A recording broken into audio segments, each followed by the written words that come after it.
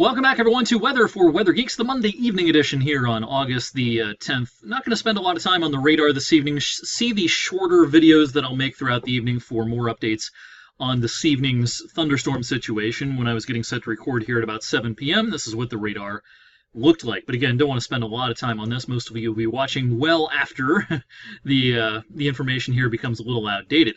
But nonetheless, cold front's pushing in tonight, and behind this front, we're going to see a gradual downtick. Is that a word? Downtick? Anyway, if it's not a word, I just made up a word. Anyway, the humidity is going to drop tomorrow and into Wednesday behind this front, and that is a welcome change because it's awfully sticky out there this evening with dew points in the upper 60s to around 70, and here's where the drier area is, out across the Midwest, upper 50s to around 60 is what the dew points are looking like out across the upper Midwest. That comes our way for midweek. Now, when we look at the upper levels of the atmosphere, up at the 500 millibar level, or about 18,000 feet, here's a couple of features to watch. Our big heat dome, or area of high pressure, is this circular area right out through here across the plain states, where, of course, it's hot. Here's our trough, which is getting set to kind of set up shop over the Great Lakes for the middle of the week. And so this is usually, when you have a trough of low pressure, it's usually associated with cool and kind of unsettled weather. And so, yeah, it's definitely going to be below average for midweek, especially coming up on Wednesday. And there's a nice trough off the west coast. Now, as we go forward in time here, let me show you the upper level flow here as we go into Wednesday. Why is it going to be so cool on Wednesday? It's going to be a little taste of September, I think, coming up on Wednesday. Here's a look at the flow upstairs at 18,000 feet on Wednesday afternoon.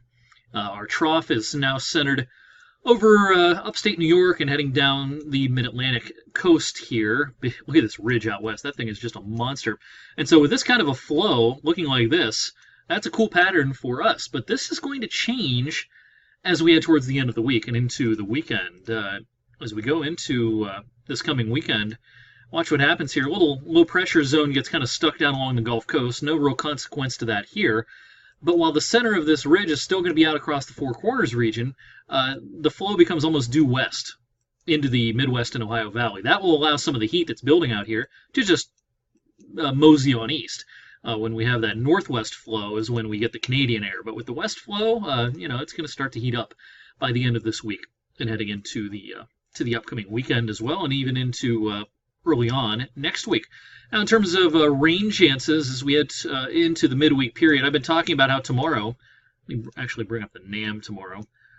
Tomorrow is going to be kind of a cloudy morning, certainly. The afternoon will be a little bit brighter, and I wouldn't even be shocked if a shower or a sprinkle tried to come out of some of these clouds. Here's midday tomorrow. There's a few specks here on the simulated radar. So the umbrella, not a bad idea for our Tuesday, even though any rain will be very spotty and I suspect very light. And I'm not real enthused about any thunder chances for tomorrow. Wednesday's going to start out similar with the base of that trough over our heads. Lots of cool air up there. Clouds will have no trouble forming. Wednesday morning, by the afternoon, we start to clear. Can't totally rule out a sprinkle on Wednesday once again. Best weather of the week is the end of the week. This is Thursday's map. Nothing going on here but high pressure situated across St. Louis and the lower Ohio River Valley. We'll have a warm-up Thursday. It'll be a very, very nice day. The next front then approaches. This will be very late Friday and into Friday night. Let's see. Friday is the 14th.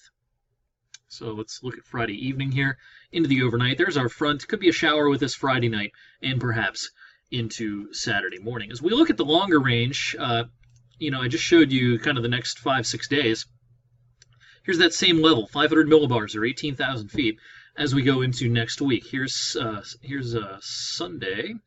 Notice again our ridge is over the southwest, but nice extension of that ridge coming into the Great Lakes. So a nice warm-up for the Midwest, the Great Lakes, and into the Northeast.